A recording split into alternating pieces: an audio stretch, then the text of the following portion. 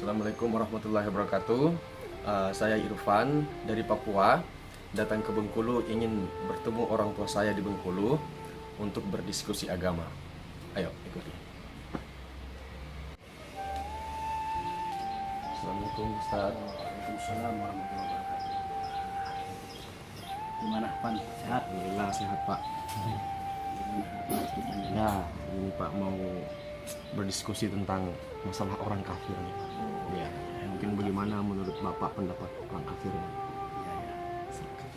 Ya, kalau kita dengar dari informasi masyarakat Islam umumnya, mereka mengatakan orang kafir itu kan orang yang tidak beragama dengan agama Islam saat ini.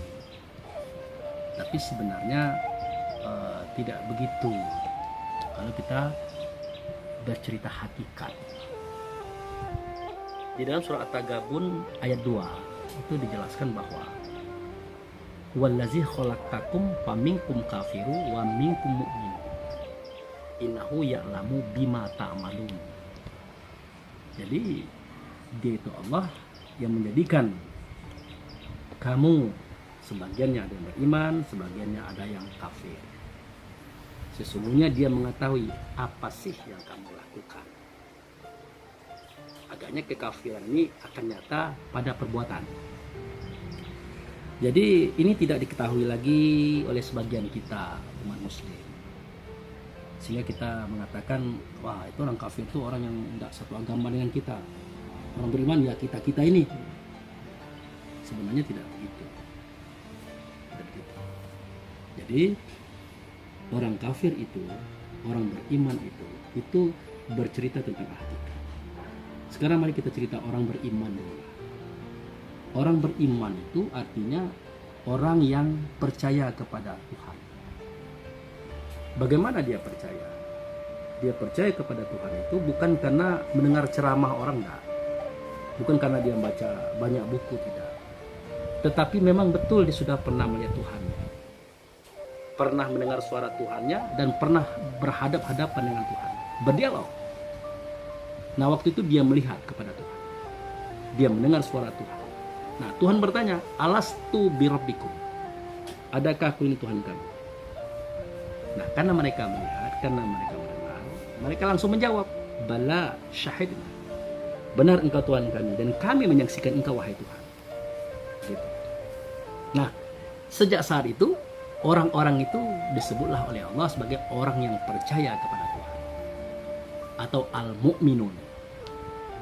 Nah, siapakah mereka ini? Mereka ini adalah para ruh. Ruh siapa saja, tidak memandang suku bangsanya, tidak memandang jenis kelaminnya, tidak memandang agamanya. Kalau sudah berbicara ruh ya seperti itu. Kenapa sudah demikian? Karena ruh ini seketika turun ke dunia, masuk ke dalam tubuh, maka dia menjadi jenis kelamin, ada laki-laki ada perempuan. Masuk ke suku, maka dia jadi bangsa ini dan bangsa itu. Masuk dia kepada agama-agama tertentu, dikatakanlah dia agama Yahudi, Nasrani, Islam, Hindu, Buddha dan sebagainya. Namun pada hakikatnya yang beriman itu dialah yang melihat, yang mendengar, yang menyaksikan keberadaan Tuhan pada waktu itu. Siapa mereka? Itulah ruh. Hanya saja setelah mereka masuk ke dunia, masuk ke dalam tubuh, maka mereka pecah. Ada yang masih tetap mempertahankan imannya, mudah-mudahan itu kita. Ada yang ragu-ragu, itulah orang munafik. Ada yang memang keluar daripada keimanan itu, mungkin itulah yang dikatakan orang kafir. Nah, selanjutnya kafir. Mana itu orang kafir? Orang kafir itu adalah orang yang ingkar kepada Tuhan. Kenapa dia ingkar? Karena dia belum pernah melihat Tuhan, belum pernah mendengar suara Tuhan. Siapakah mereka? Mereka itu adalah manusia. Nah, ini persoalan. Kalau kita bercerita tentang manusia, kita tanya sama orang lain, apakah Anda pernah melihat manusia? Maka dia jawab, pernah. Nah, mana itu manusia? Dia menunjuk kepada ini manusia, ini manusia, ini manusia. Nah, sebenarnya tidak begitu. Ya, tidak begitu. Kenapa sedemikian? Karena mereka berpegang kepada pemahaman umum, manusia ini, manusia itu, dan seterusnya. Padahal manusia itu MANUSIA, manusia itu namanya. Kalau yang berbentuk ini, apakah laki-laki, apakah perempuan, itu tubuhnya. Lalu mana manusianya? Manusia itu tersembunyi di dalam tubuh, tersembunyi di balik namanya, dititipkan atau dipari oleh Allah di dalam jantung. Itu manusia. Dia bersifat, manusia itu bersifat pantang kelintasan, pantang kerendahan, pantang kurang, pantang kalah. 4 sifat kalau digabung akan memunculkan 10 sifat. Ajib, ria, takabur, iri, dengki, hasud, fitnah, tamak, loba, dan sombong. 10 tambah 4, 14, maka menemukan 3 sifat. Benci, dendam, dan menghancurkan. Nah, inilah yang menjadikan mereka itu mengingkari keberadaan Tuhan.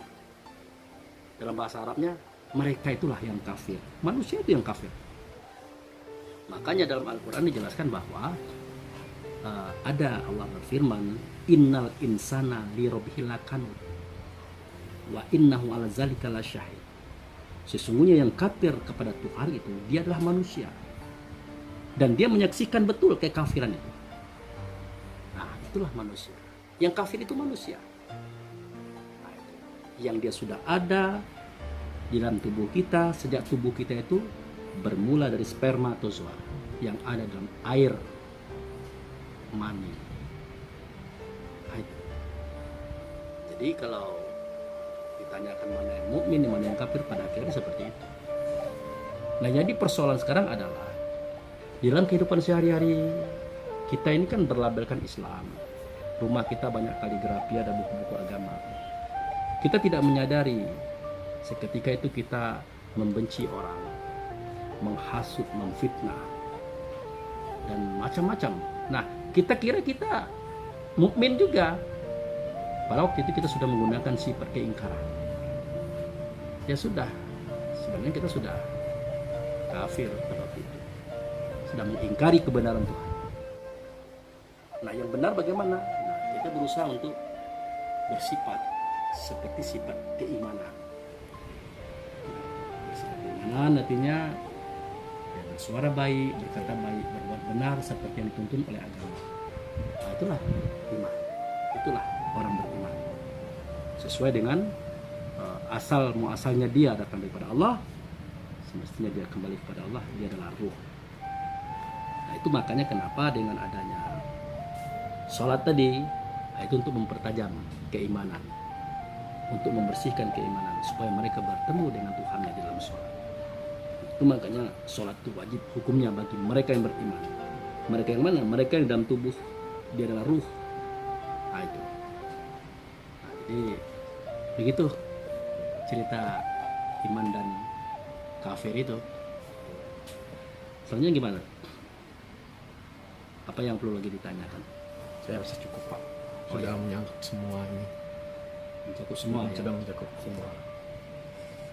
Namun itulah kita harus tahu bahwa ada Yahudi, ada Nasrani, ada Islam, ada Hindu, ada Buddha. Pada hakikatnya mereka itu adalah satu asalnya daripada Allah, satu dia diciptakan daripada Muhammad, satu tempatnya Baitullah. Setelah mereka turun ke bumi ini, maka mereka pecah. Nah, itulah pecahannya itu. Ada yang beragama Nasrani, Yahudi, Hindu, Buddha, Islam. Namun pada hakikatnya kalau kita bercerita beriman, itulah mereka yang menyuarakan, yang mengatakan, yang berbuat perbuatan Allah dan Rasulnya di alam semesta ini. Kalau cerita kafir, terserah mereka agamanya apa. Kalau dia sudah berbuat sesuatu yang Allah tidak suka, Rasul tidak suka, agama manapun tidak suka, sudah dia sudah mengingkari kebenaran. Itulah dia kafir. Dan dengan pemahaman seperti itu kita tidak mudah mengkafirkan orang. Ya. Nah, begitu. Oke? Siap. Ya, itu saja. Terima kasih banyak, Ustaz. Ya, ini ya. Assalamualaikum.